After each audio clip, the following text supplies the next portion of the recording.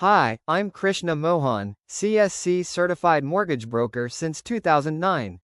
If you're planning to buy property in Bangalore Urban or Rural, today's video will give you a step-by-step property registration guide that makes the process simple and stress-free. Verify property documents. Check a Khata, Khata, Khata.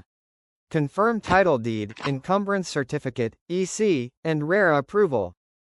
Calculate registration charges and stamp duty, typically 5 to 6% of property value in Bangalore Urban. Slightly lower in rural areas. Always calculate this cost up front. Visit the sub-registrar office. Book an appointment online via Kaveri online services. Carry ID proof, PAN, Aadhaar, and property documents. Execution of sale deed drafted by a lawyer or deed writer.